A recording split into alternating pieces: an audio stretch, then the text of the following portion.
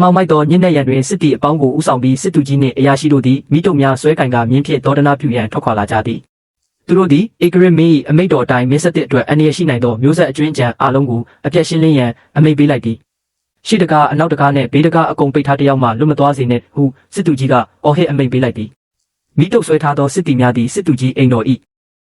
တကားမကြီးကိုမိရှုကအတင်းဝင်ရောက်စီးနှင်းကြသည်ထိုအချိန်မိဖို့ဆောင်တွင်း၌အစေခံမလေးလင်းရှောင်းမန်းသည်မိဖို့နာတွင်ကြောက်ရွံ့စွာပုံပွင့်နေခဲ့သည်ထိုစဉ်အိမ်တော်၏တခင်မရှောင်းသည်မွေးကင်းစကလေးငယ်လေးကိုပွေ့ပက်လျက်စိန်ရွှဲသောမျက်နှာဖြင့်မိဖို့ဆောင်တွင်းသို့အပြေးဝင်ရောက်လာခဲ့သည်နင်ကရှောင်းမန်းမဟုတ်လားမိဖို့ဆောင်ကအစေခံမလေးလေးဟုတခင်မကမောဟိုက်စွာမေးလိုက်သည်တခင်မအပြင်မှာဟုလင်းရှောင်းမန်းကတုံတုံရင်ရင်ပြန်ဖြေသည်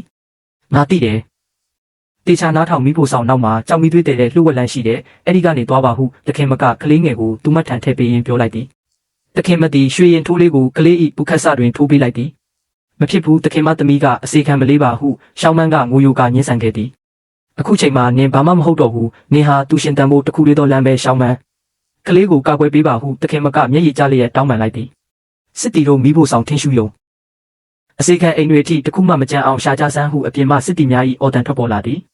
သွားတော့နောက်ကျောင်းကိုလှည့်မကြည့်နဲ့ဟုတခင်မကစိတ်တန်ရာကြီးစွာဖြင့်အော်ဟစ်လိုက်သည်တခင်မဟုရှောင်းမန်းကမျက်ရည်များကြားမှရင်ခွဲမတက်တောင်းပန်ခဲ့သည်မြန်သွားစမ်းပါဟုတခင်မကနောက်ဆုံးအကြိမ်အော်ဟစ်မောင်းထုတ်လိုက်သည်ရှောင်းမန်းသည်ကလေးငယ်ကိုပွေ့ဖက်ကကြောင်မီသွေးတဲ့သောလှုပ်ဝက်ချင်းကလေးတွင်သို့ငိုယိုရင်းတိုးဝင်သွားခဲ့သည်စစ်တီများသည်မိဖို့ဆောင်တွင်သို့ဓာတ်ရှည်များဆွဲကအတင်းဝင်ရောက်ရှာဖွေကြသည်တခင်ကအမိန့်ပေးထားတဲ့ဒီအိမ်တော်ကမျိုးဆက်တဲ့ယောက်ျားလေးတစ်ယောက်မှမကြံစေရဘူးဟုစစ်တီကဆိုသည်ရှောင်းမန်းသည်ကြောင်မီသွေးချင်းတွင်မှနေ၍လက်ဖြင့်ကလေး၏ပါးစပ်ကိုပိတ်ကအသက်ပင်ဝအောင်မရှူရဲဘဲကြောက်ရွံ့စွာချောင်းကြည့်နေခဲ့သည်စစ်တီတစ်ယောက်သည်မိဖို့အနာရှိပြပူများပေါ်သို့ဖက်နှက်ဖြင့်နင်းလျှောက်လာခဲ့သည်ဒီလိုမိဖို့ဆောင်ပြက်ထဲမှာဘာလူမှပုံနိုင်မှလည်းဗီဒီယိုတောင်မရှိဘူးဟုစစ်တီတအူးကဆိုသည်အခြားစစ်တီတအူးကမိဖို့အနောက်ကိုစစ်ဆေးရင်းဟေးပြပေါ်နောက်မှာတစ်သားပြတစ်ခုရှိတယ်လှုပ်ဝက်တွင်ဖြစ်လိမ့်မယ်ဟုရေးရွတ်လိုက်သည်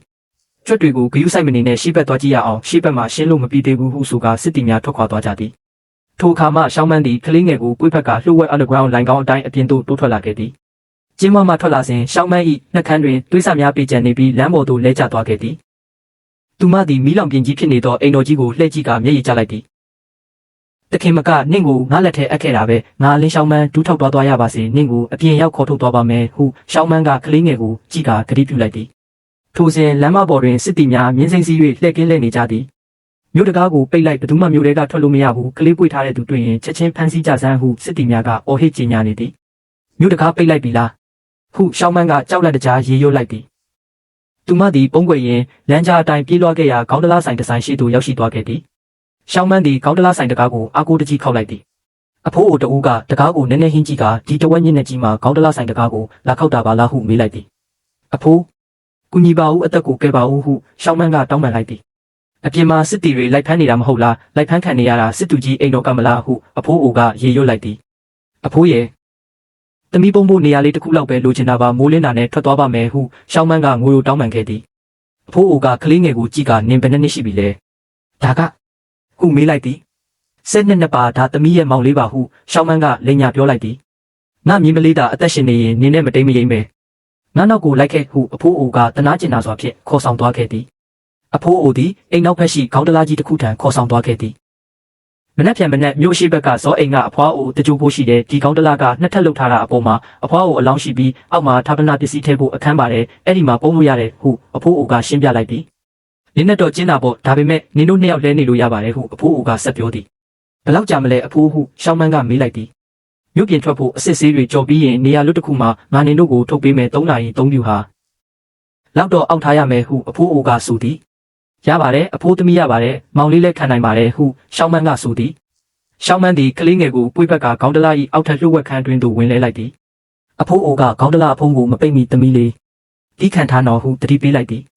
ခေါင်းတလားအဖုံးပိတ်သွားသောအခါအမောင်ထူးကလွှမ်းမိုးသွားခဲ့သည်မကြောက်နဲ့တော့မမရှိတယ်အိပ်ပျော်အောင်အိပ်လိုက်ရင်ရောက်သွားလိမ့်မယ်ဟုရှောင်းမန်းကကလေးငယ်ကိုတိုးတိုးလေးချော့သိပ်လိုက်သည်နက်နက်မိုးလင်းသောအခါအဖိုးအိုသည်တကြိုပွဲအဖွဲ့နှင့်အတူခေါင်းတလားကိုတည်ဆောင်၍မြို့တကားသို့ရောက်ရှိလာခဲ့သည်စစ်တီများကမြို့တကားတွင်စစ်ဆေးနေကြသည်စိတ်တဆသူဘရတ်ဘသူအလောင်းလဲဟုစစ်တီကမေးလိုက်သည်အရာရှိမင်းမြို့ရှိဘက်ဇောအိမ်ကအဖွားအိုပါ3ရက်ရက်လေလို့ဒီနေ့မနက်တကြိုဖို့ထွက်လာတာပါခွင့်ပြုပေးပါဟုအဖိုးအိုကအယိုသေးပေးကပြောလိုက်သည်စစ်တီသည်ခေါင်းတလားပေါ်သို့လက်တင်ကဖွင့်ကြည့်စမ်းဟုအမိန့်ပေးလိုက်သည် အရာရှိမင်းလူကအလောင်းပြင်ပြီးအုပ်ပြီးသွားပြီးခေါင်းတလားပြန်ဖွင့်ရင်တေသူကိုပြစ်မှားရရောက်ပါတယ်ဟုအဖိုးအိုကတားမြစ်လိုက်သည်ဘာဖြစ်မှားတာလဲအထက်ကအမိန့်ပေးထားတာမြို့ပြင်ထွက်တဲ့ခေါင်းတလားမှန်သမျှအကုန်ဖွင့်စေရမယ်ကလေးနဲ့အမျိုးသမီးဘယ်သူမှလွတ်မသွားစေနဲ့ဖွင့်စမ်းဟုစစ်တီကဒေါသတကြီးအော်ဟစ်လိုက်သည်စစ်တီကလက်ဖြင့်ခေါင်းတလားကိုရိုက်နှက်လိုက်သောအခါအဖိုးအိုကတုံ့လောက်စွာဖြင့်အရာရှိမင်းဒီခေါင်းတလားကိုဖွင့်လို့မရဘူးဇောအိမ်ကအဖွားအိုကကောက်ပဲတီးနှံကြောက်ယောဂကူးဆက်ယောဂနဲ့တေးတာပါဟုအကြောင်းပြလိုက်သည်နင်ဘာလို့စောစောကမပြောတာလဲဟုစစ်တီကထိတ်လန့်သွားခဲ့သည်အရာရှိမင်းလဲစောစောကမမေးလို့ပါဟုအဖိုးအိုကပရိယေဖြင့်ပြန်ဖြေလိုက်သည်သွားမြန်သွားကြစမ်းဟုစစ်တီကယောဂကူမီဆို၍ချက်ချင်းထွက်သွားခွင့်ပြုလိုက်သည်တကြိုပွဲအဖွဲ့သည်ခေါင်းတလားကိုတဲဆောင်ကမြို့ပြင်ရှိတောအုပ်တွင်းသို့ရောက်ရှိလာခဲ့ကြသည်ဒီနေရာဆိုရပါပြီဟုအဖိုးအိုကပြောကတဲဆောင်သူများကိုငွေကြေးပေး၍ပြန်လွှတ်လိုက်သည်ဇောအိမ်ကအဖွားအိုရဲ့တင်းချိုင်းကရှိနာတင်ပဲငါတယောက်တည်းတဲသွားလိုက်မယ်ဟုဆိုကအဖိုးအိုသည်ကြံသူများကိုနှုတ်ဆက်လိုက်သည်လူရှင်းသွားသောအခါအဖိုးအိုသည်ခေါင်းတလားဖုံးကိုမလိုက်သည်ထွက်လာခဲ့တော့ဘာမှမရှိတော့ဘူးဟုအဖိုးအိုကခေါ်လိုက်သည်ရှောင်းမန်းသည်ကလေးငယ်ကိုပွေ့ပတ်လျက်ခေါင်းတလားအတွင်းမှထွက်လာခဲ့သည်3 နာရီတောင်ရှိသွားပြီပဲခုရှောင်းမန်းကတက်ပြင်းချလိုက်သည်သူမသည်စိမ့်လန်းသောတောအုပ်ကြီးနှင့်တာယာသောနေအောင်ကြီးကိုကြည့်ကကလေးငယ်အားဘေးကင်းစွာဖြင့်ကယ်ထုတ်နိုင်ခဲ့သည့်အတွက်ဝမ်းမြောက်မျက်ရည်ကျခဲ့ရပါတော့သည်မငိုပါနဲ့တော့ဘိုးကိုကျေးဇူးတင်ပါတယ်ခုသူမကအတန်တုံဖြင့်ပြောလိုက်သည်ခေါင်းတလားလုတ်သူအဖိုးအိုကရိတ်ခါထုတ်လေးကိုသူမ၏လက်ထဲသို့ထည့်ပေးလိုက်သည်ဒီမှာရိတ်ခါဒါပေမဲ့ရိတ်ခါကုန်တာနဲ့မပြီးသေးဘူးကလေးကိုတေချာစောင့်ရှောက်ရမယ်ခုအဖိုးအိုကဆိုသည်အဖိုးအိုကကလေးငယ်ကိုကြည့်ကအလေးနဲ့အကြံပေးလိုက်သည်အရှိဘက်ကိုမသွားနဲ့အနောက်ဘက်တောင်လမ်းအတိုင်းသွားပါမင်းတို့ကိုကောင်းကင်ဘုံကမသိမ့်ပြဘူးဆိုရင်မင်းတို့ဆက်ပြီးအသက်ရှင်နိုင်မှာပါမင်းကလေးငယ်ကစိုးရိမ်တကြီးဖြင့်အဖိုးအိုကိုပြန်မေးလိုက်သည်ဘိုးဘိုးပါလာရင်ဒုက္ခရောက်ကုန်ကြမှာမဟုတ်ဘူးလားအဖိုးအိုကတက်ပြင်းတင်းချရင်ခေါင်းတလားကိုပုတ်တက်လိုက်သည်ငါကခေါင်းတလားလုတ်တဲ့သူပါဘသူကငါ့ကိုဒုက္ခပေးမှလဲလွန်လာရင်လည်းငါအတွက်ခေါင်းတလားတစ်လုံးရတာပေါ့ကဲသွားတော့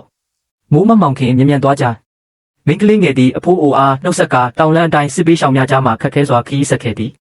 စမ်းချောင်းပေးသို့ရောက်သောအခါကလေးငယ်အားစမ်းရည်ကြီးလေးတိုက်ကျွေးကနှစ်သိမ့်ပေးခဲ့သည်တောက်ရတာအဆင်ပြေရဲ့လားခေါင်းတလားထဲမှာထပ်ပိုတက်တောင့်တတာရှိတယ်မဟုတ်လားခုကလေးငယ်ကိုပြုံးပြရင်မေးလိုက်သည်မောဆန်းဝင်ချိန်တွင်တောင်ကုန်းထက်၌ရရင်မင်းကလေးငယ်ကရေရွတ်လိုက်သည်ဘိုးကအနောက်ဘက်ကိုသွားဖို့ပြောခဲ့တယ်ဒါဆိုရင်အနောက်ဘက်ကိုပဲသွားကြတာပေါ့အနောက်ဘက်မှာဘာတွေရှိလဲငါမသိဘူးဒါပေမဲ့ငါတို့ရဲ့နောက်ွယ်မှာတော့ဘာမှမရှိတော့တာကိုတော့ငါသိတယ်ညနေချိန်၌ပျက်စီးနေသောအိမ်အိုလေးတစ်ခုအတွင်းရောက်ရှိသွားကြသည်ကလေးငယ်မှာအင်မတန်အမိုက်ထားများတက်နေပြီးခန္ဓာကိုယ်တစ်ခုလုံးပူကျစ်နေခဲ့သည်ကိုယ်တွေပူနေတာပါလားဘာလို့ဒီလောက်ပူနေရတာလဲမင်းကလေးငယ်သည်စိုးရိမ်တကြီးဖြင့်ရေဝတ်ဖက်တိုက်ပေးကပြုစုပေးခဲ့သည်နင်းအဆင်ပြေသွားမှာပါမမရှိတယ်မမအိတ်မပြောပါဘူးနောက်တစ်နေ့တွင်လမ်းကူးလက်၌ဆေးဆရာအိုတဦးနှင့်တွေ့ဆုံခဲ့သည်မင်းကလေးမှာယောဂရှိနေတာလားဟုဆေးဆရာအိုကလှမ်းမေးလိုက်သည်မကြောက်ပါနဲ့ငါကဆေးဆရာပါလမ်းကြုံလို့တွေ့တာကလေးကဘာလက္ခဏာတွေပြနေလဲအဖျားတက်တာလားချောင်းဆိုးတာလားဝမ်းလျှောတာလားဆေးဆရာအိုကသူတို့ရဲ့အခြေအနေကိုကြည့်ကတနာကယူနာတက်သွားသည်မင်းကလေးတယောက်တည်းနှုတ်ဆိုးရွက်ကလေးကိုပွေပြီးဒီလိုလူသူမရှိတဲ့နေရာမှာရောက်နေတာစစ်ပေးရှောင်နေတာမဟုတ်ရင်ဘာရှိအောင်မလဲငါလည်းစစ်ပေးရှောင်လာတဲ့သူပါပဲလာပါရွာရှိဘက်မှာအိမ်လွတ်တစ်လုံးရှိတယ်ငါလည်းအဲ့မှာခက်တတ်တဲ့နေတာမင်းတို့စီကပတ်စံမယူပါဘူးကလေးကဒီလောက်ထိအဖျားတက်နေတာမင်းတော်တမရချင်းဘူးမဟုတ်လားမင်းကလေးငယ်သည်စိုးရိမ်စိတ်ဖြင့်ဆေးဆရာအို၏အိမ်သို့လိုက်သွားခဲ့သည်ဆေးဆရာအိုကဆေးကျိတ်ကကလေးငယ်အတွက်ဆေးဖော်ပေးခဲ့သည်အဖျားကအရန်ကြီးတယ်အသက်အန္တရာယ်ရှိတယ်လူကြီးတောင်တောင်းခံနိုင်ဖို့ခက်တာဒီလောက်ကလေးငယ်လေးကတော့တောင်းခံနိုင်ပါမလားမင်းနာမည်ပါလဲမပြောချင်လဲကိစ္စမရှိပါဘူးဒီလိုယောဂါတွေကူးစက်နေတဲ့ခေတ်ပြက်ကြီးထဲမှာဘယ်သူမှမပြောနိုင်တဲ့လှုပ်ဝက်ချက်တွေရှိကြတာပဲကလေးကဘယ်နှလရှိပြီလဲမင်းကလေးငယ်ကဆေးကိုကလေးအားတိုက်ရင်ပြန်ဖြေလိုက်သည်3 လကျော်ပါပြီယောက်ျားလေးလားမင်းကလေးလားမင်းကလေးပါလိမ္မာတယ်နော်ဒီဆေးလေးတောက်လိုက်ရင်တက်တာသွားမှာပါထိုအချိန်တွင်ကလေးငယ်မှာရုတ်တရက်အသက်ရှူရခက်လာပြီးတွန့်လင်လာခဲ့သည်ကလေးပါဖြစ်သွားတာလေမင်းကလေးငယ်ကထိတ်လန့်တကြားအော်လိုက်သည်ဒါဆေးရဲ့အာနိသင်ပါဆေးဆရာဦးကတင်းငိမ့်စွာဖြေသည်နင်းကလေးကိုဘာတိုက်လိုက်တာလဲယောဂပြင်းတော့ဆေးအာနိသင်လည်းပြင်းတာပေါ့ပြဿနာမရှိပါဘူးခဏနေရင်တက်တာသွားလိမ့်မယ်ဆေးဆရာဦးသည်တစ်တာကိုမယူဘဲအပြင်သို့ထွက်သွားရန်ပြင်လိုက်သည်မင်းတို့ဒီမှာပဲစောင့်နေကြရှောက်မပြေးနဲ့အပြင်မှာတောခွေးတွေရှိတယ်မင်းကလေးငယ်သည်တန်တရားဝင်သွားပြီးဆေးဆရာဦး၏တစ်တာကိုဖွင့်ကြည့်လိုက်သည်တစ်တာထဲတွင်သူတို့ကလေးငယ်၏ပုံတူဖမ်းဝရမ်းစာရွက်ကိုတွေးလိုက်ရသဖြင့်မြင်သက်သွားခဲ့သည်ငါတို့ကိုအာနာပိုင်တွေစီသွားလိုက်မလို့ပဲမင်းကလေးငယ်သည်ကလေးငယ်ကိုပွေ့ဘက်ကပြတင်းပေါက်မှတဆင့်ချက်ချင်းထွက်ပြေးခဲ့သည် ကိုင်းတော်ကြီးများအတွင်းသို့ရောက်သောအခါနောက်ဖက်မှလိုက်လာသည့်အတန်များကိုကြားလိုက်ရသည်ဟစ်ကောင်တွေဟိုမှာပြေးပြီးမြစ်ဘေးဘက်ကိုပြေးသွားတာသွားပိတ်ကြဘသူမှမြစ်ကိုဖျက်မသွားစေနဲ့မြန်အာနာပိုင်တွေစီသွားတဲ့ပို့ကြမင်းကလေးငယ်သည်တုံလို့စွာဖြင့်ကလေးငယ်ကိုရင်ဘတ်တွင်တဲတဲမဲမဲပွေ့ဖက်ထားသည်လိမ္မာတယ်နော်မမအမှားပါမမသွားမယုံခဲ့တင်ဘူးနောက်ဘယ်တော့မှမဖြစ်စေရဘူးကလေးငယ်ဤနှာခေါင်းမှသွေးများယိုစီးလာသည်ကိုမြင်လိုက်ရသောအခါမင်းကလေးငယ်သည်မျက်ရည်များဖြားကားနဲ့ကျလာခဲ့သည်နင်းအသက်ရှင်နေသေးတယ်နင်းအသက်ရှင်နေသေးတယ်နော်ကလေးငယ်ဤလက်ချောင်းလေးကိုကင်ကာမျက်ရည်များကြားမှတနိဋ္ဌံချလိုက်သည်နောက်ကိုမမဘသူ့ကိုမှမယုံတော့ဘူးမမကိုပဲယုံတော့မယ်နင်းမမကိုယုံတယ်မလားမမကိုယုံကြည်နိုင်ရင်ရပြီထိုအချိန်တွင်မြင်းစည်းစစ်တီများ၏အတန်နှင့်မြင်းခွာတန်များနီးကပ်လာခဲ့သည်အရှိတွင်လမ်းတစ်ခွဖြစ်နေသဖြင့်မင်းကလေးငယ်ခိတ္တတုတ်ဆိုင်သွားသည်ဘယ်ဘက်လားညာဘက်လားဘယ်ဘက်ကအနောက်ဘက်လဲနောက်ဘက်မှစစ်တီများဒေါသတကြီးလိုက်လာသည်ကိုမြင်လိုက်ရသောအခါကလေးငယ်၏ပကုံးကျိုးကိုတင်းကျပ်စွာချိလိုက်သည်ပြေးမှရမယ်မင်းကလေးငယ်သည်အစွမ်းကုန်ပြေးထွက်ခဲ့သည်ဟစ်ကောင်တွေဟိုမှာတွေ့ပြီအေယာဝတီမြစ်ဝမ်းဘက်ပြေးသွားတာသွားပိတ်ကြမြစ်ကိုဖျက်မသွားစေနဲ့မင်းကလေးငယ်သည်ရေခဲရိုက်နေသောမြစ်ပြင်ကြီးပေါ်သို့ရောက်ရှိသွားခဲ့သည်မြစ်လေကောင်တို့ရောက်သောအခါစစ်တူကြီးနှင့်စစ်တီအုပ်စုကမြစ်ကမ်းဘေးမှပိတ်ဆို့လိုက်ကြသည်ရက်လိုက်တော့ရေခဲတွေအပ်နေပြီမြစ်ပြင်ရေခဲလွှာကြီးမှာဒုံးကားနဲ့အတန်နှင့်အတူအကွဲသွားခဲ့သည်မင်းကလေးငယ်နှင့်ကလေးငယ်ပါရှိသောရေခဲတုံးကြီးသည်မြစ်ရေစီးကြောင်းအတိုင်းမျောပါသွားခဲ့သည်သူ့ကိုကယ်ကြစို့ဘသူရေကူးတက်လဲမြန်ကယ်ကြခုစစ်တူကြီးကအော်ဟစ်လိုက်သည်မင်းကလေးငယ်သည်ရေခဲတုံးပေါ်တွင်လဲကျသွားပြီးလက်ချောင်းများစီးနှင်းနဲ့စိတ်ဝင်သွားသည်ကလေးငယ်မှာအသက်မရှူတော့ဘဲညှိတက်နေခဲ့သည်တောင်းပန်ပါတယ်မမကိုခွင့်လွတ်ပါနင်မသွားပါနဲ့အောင်မိမိကနင့်ကိုမစီအပ်ခဲ့တာပါနင်မသွားရဘူးမင်းကလေးငယ်သည်ငိုယိုရင်းကလေးငယ်၏ရင်ဘတ်ကိုအဆက်မပြတ်နှိပ်ပေးခဲ့သည်ထိုစဉ်ကလေးငယ်ထံမှချောင်းဆိုးတန်နှင့်အတူငိုတန်လေးထွက်ပေါ်လာခဲ့သည်နင်ငိုပြီးနင်အသက်ရှင်သေးတယ်မင်းကလေးငယ်သည်ကလေးငယ်ကိုရင်ဘတ်တွင်အတင်းပွေ့ဖက်ကဝမ်းသာအားရငိုကြွေးလိုက်တော်သည်ရေခဲတုံးသည်ကန်းဆက်သို့စိုက်ကပ်သွားခဲ့သည်မင်းကလေးငယ်သည်မောပန်းနွမ်းနေစွာဖြင့်ကန်းဆက်သို့တွားသွားကတက်ခဲ့သည်အေးဆက်နေသောကလေးငယ်ကိုနှွေးထွေးစေရန်တစ်ခတ်ဒရများကိုစုဆောင်းခဲ့သည်ကြောက်ခဲနှင့်ဓားကိုရိုက်ခတ်ကာမိစားပွင့်အောင်ကြိုးစားခဲ့သည်မီးရန်လေးတောက်လောင်လာသောအခါမင်းကလေးငယ်သည်ကလေးငယ်ကိုနှွေးထွေးစွာပွေ့ဖက်ရင်းမျက်ရည်များကျဆင်းလျက်မိဘုံဘေးတွင်လုံခြုံစွာခိုလုံလိုက်တော်သည်မောင်မိုက်လာသည့်ညအခါ၌မင်းကလေးငယ်သည်ကလေးငယ်ကိုပွေ့ဖက်ထားရင်းဝမ်းနှင့်ပူဆွေးစွာငိုကြွေးနေခဲ့သည်သူမ၏မျက်နှာတွင်ညစ်ပေပေအစွန်းထင်းများဖြင့်ပြည့်နှက်နေပြီးမျက်ရည်များတစ်ဖြောက်ဖြောက်ကျဆင်းနေသည်သူမသည်စာရွက်ထဲတွင်ထုတ်ထားသည့်မုတ်ကိုအသာဖြေကြည့်လိုက်သည်စားကောင်းလားဒါကျအဖွားပေးလိုက်တာလေသူမသည်မုတ်ကိုအနှဲငယ်ပဲ၍ကလေး၏နှက်ခမ်းထဲသို့ခွန်ပေးလိုက်သည်နင်းမှတ်ထားရမယ်နော်နောက်တစ်ချိန်ကြီးလာရင်ငါတို့ကိုကူညီခဲ့တဲ့သူမှန်သမျှကိုမမေ့ရဘူးကျိုးအဖွားကတော်ကြီးပြီးတော့သူတို့နှစ်ယောက်နောက်မှလည်းကူညီမဲ့သူတွေရှိလာအောင်ပါဒါမှမဟုတ်လဲရှိချင်မှရှိမှာပေါ့သူမသည်ရေခဲပြင်အေးဆက်နေသည့်မြစ်ဘေးတွင်မိဘုံပေးထိုင်ရင်းစိတ်တက်မကြပေးဆက်လျှောက်ရန်အာယူလိုက်သည်ကဲသွားကြစို့အနောက်ဘက်ကိုပေါ့သူမသည်ကလေးကိုအဝတ်စဖြင့်တေချာပွေ့ချီကကမ်းခြေတိုင်းဆက်လက်ထွက်ခွာလာခဲ့သည်ခရီးဆက်လာရင်အုတ်ကူပေါင်းများစွာရှိသည့်တင်ချိုင်ကုန်းမြေကုန်းမြင့်ကြီးတစ်ခုသို့ရောက်ရှိလာခဲ့သည်ခွေးဟောင်တန်များကြားနေရပြီးပတ်ဝန်းကျင်တစ်ခုလုံးမှာ၆ကပ်အေးဆက်နေသည်ဒီမှာခွေးတွေအများကြီးပဲလူတွေတော့နဲတယ်ငါတို့ဒီညဒီမှာပဲအိတ်ကြရအောင်ရမလားသူမသည်အုတ်ကူအဟောင်းများကြားရှိတဲဆုပ်ကလေးတစ်ခုတည်းသို့ဝင်ရောက်ခိုလုံလိုက်သည်ဒီမှာအရင်ကလူတွေနေခဲ့တာပဲကြည့်ပါဦးနေရန်လဲပါတယ်အမိုးလဲပါတယ်ပြီးတော့အိမ်နီးနားချင်းတွေလည်းရှိတယ်အိုးအိမ်နီးနားချင်းမဟုတ်ပါဘူးစီနီယာကြီးတွေပါသူမသည်လက်နှစ်ဖက်ကိုဆူရှက်လိုက်ပြီးရိုသေစွာဆူတောင်းလိုက်သည်စီနီယာကြီးတို့ရှိသမီးနဲ့မောင်လေးဒီမှာတညလောက်လာအိတ်တာပါနောက်ဆက်မိရင်ခွင့်လွတ်ပါမနှက်ပြန်ကြရင်သမီးတို့ထွက်သွားပါမယ်စီနီယာတို့နေရာကိုလူမယူပါဘူးခိုလုံနေစဉ်ကလေးငယ်သည်ရုတ်တရက်ခန္ဓာကိုယ်ပူချစ်လာပြီးဖျားနာလာခဲ့သည်ဟင်းနင်ပြန်ဖျားလာတာလားမြေပေတုံးကတက်တာသွားပြီးမဟုတ်ဘူးလားသူမသည်စိုးရိမ်တထိတ်ထိတ်ဖြင့်တဲပြင်သို့ထွက်ကမြေပေါ်တွင်ပေါက်နေသည့်ဆေးမြက်ပင်ချို့ကိုတူးဆွလိုက်သည်ထို့နောက်မြက်ပင်များကိုမိမိပါးစပ်ထဲထည့်ကာဝါချေလိုက်သည်ကြိတ်ချီထားသည့်ဆေးမြက်ပင်များကိုကလေး၏ပါးစပ်ထဲသို့တွတ်သွင်းပေးလိုက်သည်ကလေးသည်ခါတစ်ဖြင့်ပြန်ထွေးထုတ်ရန်ကြိုးစားနေသည်မထွေးထုတ်ရဘူးမျိုးချလိုက်ဆေးဆိုတာခါပေမဲ့မျိုးချရတယ်ကြံသည့်ဆေးမြက်ပင်များကိုကလေး၏နဘူးပေါ်တွင်အပူကျစေရန်ကပ်ပေးလိုက်သည်နင်ဘာမှမဖြစ်ပါဘူးနင်ဘာမှမဖြစ်ပါဘူးသူမသည်ခါတီလာသည့်ဒုက္ခများကိုအန်ကျိတ်ခံရင်းနွမ်းရနေသောနှက်ခမ်းချောက်ကလေးများဖြင့်ရေရွတ်နေမိသည်မောင်မိုက်သောညဉ့်တဲ့အချိန်တွင်ခီးသွားတဦးသည်မိအိတ်တစ်လုံးကိုကိုင်ဆောင်ကာတင်ချိုင်းကုန်းနီးသို့ရောက်ရှိလာခဲ့သည်တဲဆုပ်ထဲမှကြောက်လန့်တကြားအပြင်သို့ချောင်းကြည့်နေသောမိန်းကလေးကိုသူသတိပြုမိသွားသည်ဘသူလဲထွက်ခဲ့ငါနင့်ကိုတွေ့ပြီးပြီမိန်းကလေးငယ်တယောက်ပါလားဘလောက်ကြီးပြီလဲ စွမ်းမရှိတဲ့သူပဲစားစရာရောရှိရဲ့လားရေရောရှိလားနေ့မှာဘာရှိလဲ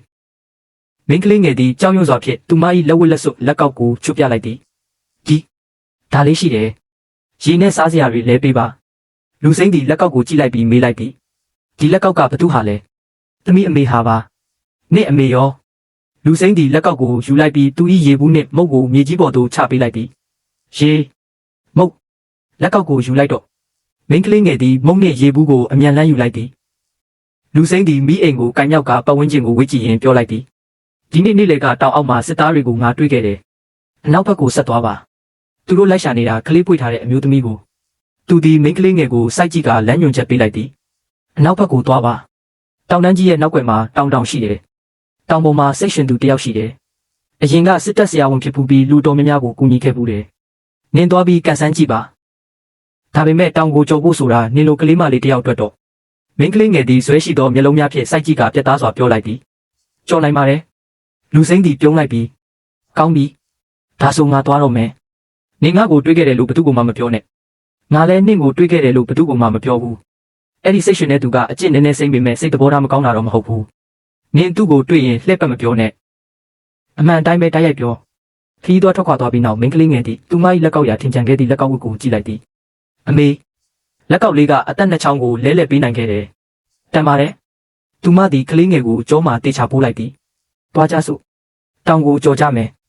မနက်မိုးလင်းစအချိန်တွင်သူမသည်ကလေးကိုပွေ့ချီကခက်ခဲနဲ့နေသောတောင်တလန်တိုင်းထွက်ခွာလာခဲ့သည်ခီးလန်းသည်ကြမ်းတမ်းလွန်းလာသဖြင့်ရေတောက်ရင်းခဏနားလိုက်သည်ကလေးငယ်သည်သူမကိုငေးကြည့်နေစဉ်သူမကမေတ္တာအပြည့်ဖြင့်ပြောလိုက်သည်ငါ့ကိုအဲ့ဒီလိုမကြည့်ပါနဲ့ငါတောင်ကိုကြော်နိုင်ပါတယ်ထောက်တုတ်တစ်ချောင်းကိုအားပြုရင်းစက်ကြောက်တောင်ဆောင်အတိုင်းတွားတက်ခဲ့သည်ခြေလမ်းမပြီးချော်လဲကျသွားရာဒူးကောင်းနှင့်လက်မောင်းများတွင်တွေးထွက်တန်ရာများရရှိသွားခဲ့သည်ကြော်နိုင်တယ်ပါဇက်မှသွေးစာများထွက်ကြလာသည့်အထိမောပန်းနွမ်းနေစွာဖြင့်တောင်ပေါ်မြေပြင်ပေါ်သို့လဲကျသွားခဲ့တော့သည်တတိပြန်ရလာသောအခါသူမသည်တစ်သားအင်္ဂလိပ်တအိမ်၏အထဲသို့ရောက်ရှိနေသည်ကိုတွေ့လိုက်ရသည်ကလေးရောသူမသည်ထိတ်လန့်တကြားထအော်လိုက်သည်အိမ်နောက်တွင်ဆေးထုထွင်းနေသည့်ဆရာဝန်အဖိုးအိုကလှည့်မကြည့်ပဲပြောလိုက်သည်ဟိုဘက်မှရှိတယ်မင်းကလေးငယ်သည်ဒဏ်ရာရထားသည့်ခြေထောက်ဖြင့်ယုံထမြောက်ရန်ကြိုးစားလိုက်သည်ခြေထောက်ကိုမလိုချင်တော့ဘူးဆိုရင်လည်းဆက်လုပ်ရှာလေနင့်အသက်ကတကယ်ကိုမာတာပဲအဖိုးအိုသည်ဆေးပကံကိုယူဆောင်လာပြီးသူမထံကမ်းပေးလိုက်သည်တောက်လိုက်မင်းကလေးငယ်သည်တန်တရားဖြင့်ကြည့်နေစဉ်အစိတ်ပါမှာကြောက်ရင်မတောက်နဲ့တုံပစ်လိုက်ဒါပေမဲ့ငါခြေထောက်နာတာမဟုတ်ဘူးသူမသည်ဆေးပကံကိုအမြန်ယူကာတငုံတဲကုံအောင်တောက်ချလိုက်သည်သမီးခါတာမကြောက်ပါဘူးအဖိုးအိုသည်ကလေးငယ်၏နဘူးပေါ်တွင်ဆေးကပ်ပေးထားသည်ကိုတွေ့ရသည်ထို့နောက်အဖိုးအိုသည်ကလေး၏အဝတ်ပေါ်ရှိငှက်ရုပ်စိမ်းထုတ်ကပ်ပါသည့်အမတ်သားကိုသတိပြုမိသွားသည်နင်တို့ကဘသူတွေလဲမင်းကလေးငယ်သည်ကလေးငယ်ကိုချက်ချင်းအမြန်ပွေ့ဖက်လိုက်ပြီးစိုးရိမ်စွာဖြင့်ပြောလိုက်သည်ဘိုးဘိုးကသမီးတို့ကိုကယ်ခဲ့တာပါသမီးဘိုးဘိုးကိုလေးစားပါတယ်မင်းကလေးငယ်သည်ကလေးငယ်ကိုပိုက်လျက်လက်ထဲမှရွှေအပ်တူကိုတတိကြီးစွာကြစ်ပါအောင်စုပ်ကင်ထားသည်အဖိုးအိုကသူမ၏လက်ထဲမှအပ်ကိုကြည့်ကတပြင်းတစ်ချက်ချလိုက်သည်ဒါဘာလုပ်တာလဲအောက်ချလိုက်စမ်းငါသာမင်းတို့ကိုဟာရုပြုချင်ရင်မင်းတို့တကားပြင်မှာမေးလဲနေတုန်းကလေးကတတ်လိုက်လို့ရတယ်စေကူပေးပြီးမှတတ်နေစရာမလိုဘူးမင်းတို့ဘသူပဲဖြစ်ဖြစ်ငါတကားထဲဝင်လာရင်တော့အသက်ဘေးကနေအရင်လွတ်အောင်ကူပေးရမှာပဲကျန်တာတွေကတော့ကိုယ်တိုင်ရကိုတက်တာကောင်းမွန်လာမှပဲစကားပြောကြတာပေါ့အဖိုးအိုသည်ဆေးနွေးပူပူကိုခွက်တစ်ခုထဲသို့နှောက်ထည့်လိုက်သည်ပြီးလျင်ကလေးငယ်တောက်ရန်အတွက်ဝါးကြိုင်လေးတဲ့သူစစ်ဆက်ထည့်ပေးလိုက်၏မင်းကလေးငယ်သည်ကလေးငယ်အားဝါးကြိုင်လေးဖြင့်နှုတ်ရည်တောက်စေရင်ပတ်ဝန်းကျင်ကိုစိုးရိမ်တကြီးကြည့်ရှုနေသည်အဖိုးအိုကရင်နွေးစလုံးတစ်ခုနှင့်အဝတ်ကိုယူဆောင်လာပေးသည်မျက်နှာတုပ်လိုက်ခြေထောက်လည်းဆေးလိုက်ဦးဒဏ်ရာကိုရည်ထိမိရင်ဆေးပြန်လင်းရလိမ့်မယ်မင်းကလေးငယ်သည်သူမ၏အဝတ်စများကိုမတင်ကာဒဏ်ရာရထားသောခြေထောက်ကိုတန့်စင်နေသည်အဖိုးအိုသည်ဆေးစင်ပေါ်မှဆေးအိုးနှစ်အိုးကိုယူကာစပွဲပေါ်သို့တင်လိုက်သည်အစိမ်းရောင်အိုးကတွေးတိတ်စေအဝါရောင်အိုးကအသားတက်စေမမားစီနဲ့နောက်တစ်နေ့နံနက်တွင်မိန်းကလေးငယ်သည်တကားဝ၌ရက်ကအဖိုးအိုအားတောင်းဆိုလိုက်သည်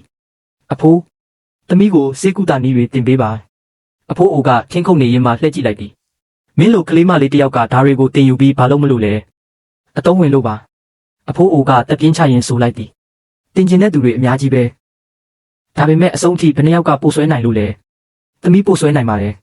ဘာဖြစ်လို့လဲနောက်တစ်ခါသမီးတို့ဖျားနာခဲ့ရင်အခြားသူတွေစီမှာဒူးထောက်ပြီးတောင်းပန်တောင်းခံမနေချင်တော့လို့ပါအဖိုးအိုသည်သူမ၏လက်ဖွားများကိုကြည့်လိုက်သည်လက်ကိုဆန့်ထုတ်လိုက်စမ်းလက်ချောင်းတွေရှည်တယ်ဆေးဆက်ဖို့တင့်တော်တယ်အေးတာကြောက်သလားမကြောက်ပါဘူးနာကျင်တာကိုရောကြောက်သလားမကြောက်ပါဘူးဒုက္ခဆင်းရဲခံရမှာကိုကြောက်သလားမကြောက်ပါဘူး အဖိုးအိုကခေါင်းတစ်ချက်ငိမ့်လိုက်သည်ကောင်းပြီထင်းခုတ်ရေထမ်းဆေးလန်းတစ်မျက်စီးလဲရမယ်ငါတကားလေးဝင်လာပြီးရင်အလကားထိုင်စားအလကားနေလို့မရဘူးဒုက္ခခံနိုင်တဲ့ကလေးမလေးပဲစောင်းရသည်ရောက်ရှိလာခဲ့ပြီဖြစ်သည်မင်းကလေးငယ်သည်မိဖို့ဘေးတွင်ထိုင်ကားဆေးမြောက်များချက်အောင်နှက်ရင်းဆေးနီးများကိုကြက်မှတ်နေသည်တတိယတန်းဘယ်ဘက်ကချင်းချောက်အကျော်တွေကိုပွင့်စေတယ်ဒုတိယတန်းညာဘက်ကမဟောင်းအေးမိသွေးလွန်တာကိုပျောက်ကင်းစေတယ်အဖိုးအိုသည်အိတ်တအိတ်ကိုတဲဆောင်လာပြီးစပွဲပေါ်သို့ပြစ်တင်လိုက်သည်ချောင်းစုပ်ပျောက်စေးကုန်ပြီလျှံချီဆေးလဲကုန်ခါနေပြီတောင်အောက်ဆင်းပြီးလဲတာအောင်ရိတ်ခါဒီလောက်လေးပဲရတယ်နှင်းတွေပိတ်နေတော့ပစ္စည်းမှန်သမျှဈေးတက်ကုန်တာပဲမင်းကလေးငယ်ကချက်ချင်းပင်ထရက်လိုက်သည်သမီးသွားကောက်ပါမယ်တောင်မြောက်ဘက်ထင်းရှူတော့အောက်မှာချောင်းစုပ်ပျောက်စေးပင်တွေပေါ်တာသမီးသိတယ်အဖိုးအိုသည်နေရန်တွင်ချိတ်ဆွဲထားသောတာမွေးဝိယုံကိုယူကာသူမအားခြုံပေးလိုက်သည်ဒါဝတ်သွားအေးခဲတည်ရင်မင်းအတွက်ဆေးကြိုပေးမဲ့သူရှိတော့မှမဟုတ်ဘူးမင်းကလေးငယ်သည်ကလေးငယ်ကိုကြောမာပူကနှင်းထူထပ်သောတောင်ပေါ်သို့တက်ခဲ့သည်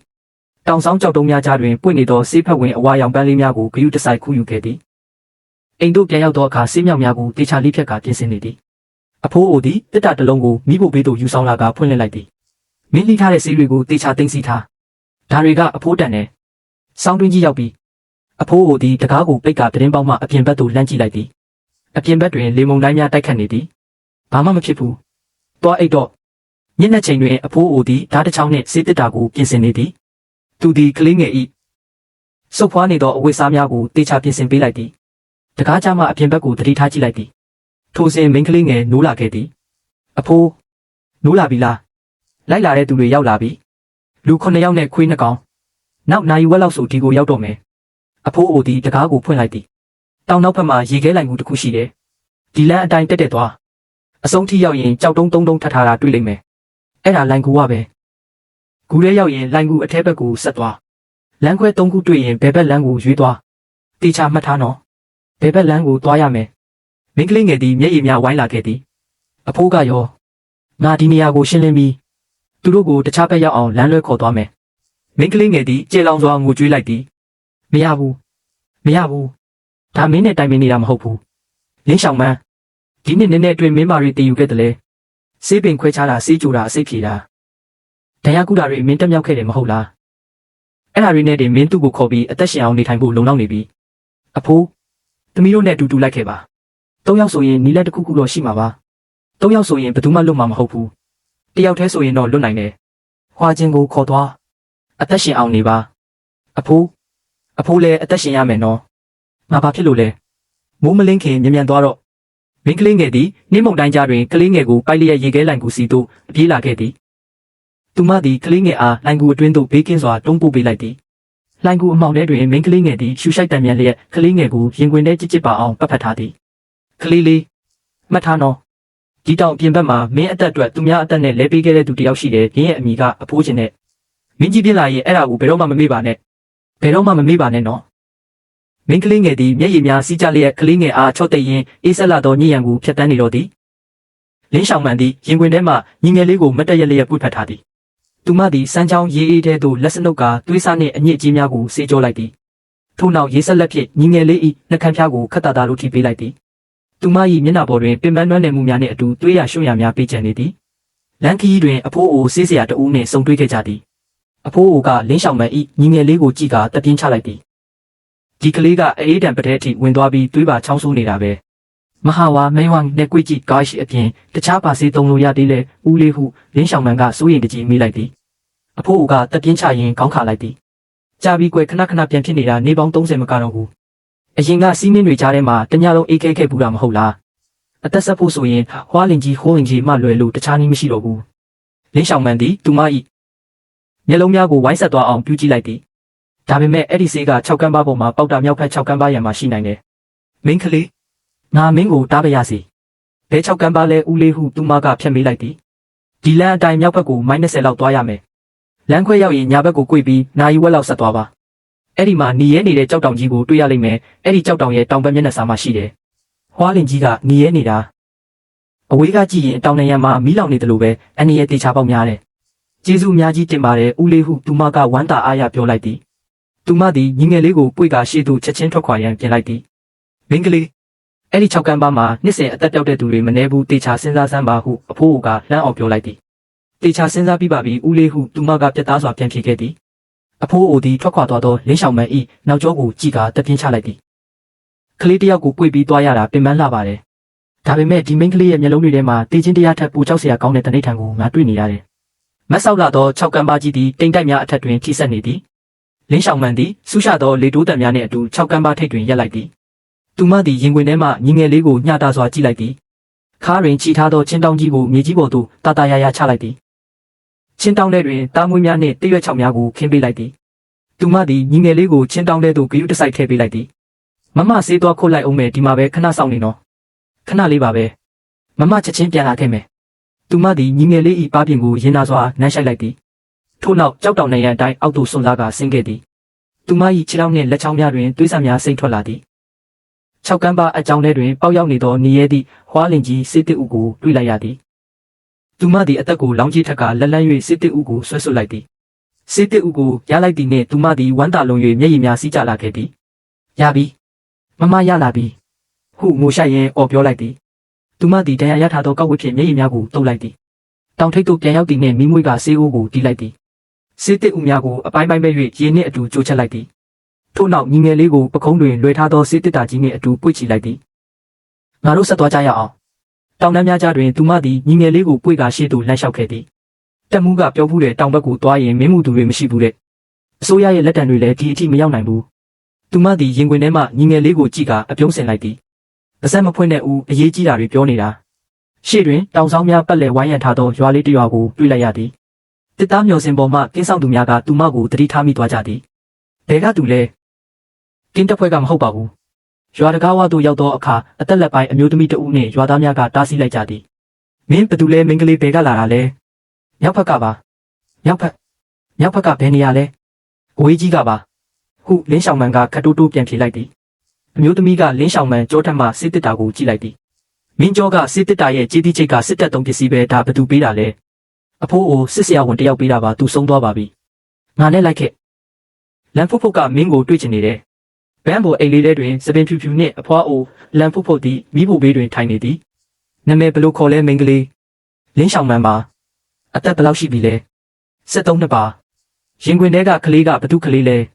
ကျမရဲ့ညီငယ်လေးပါမင်းရဲ့အဖေနဲ့အမေကောမရှိတော့ပါဘူး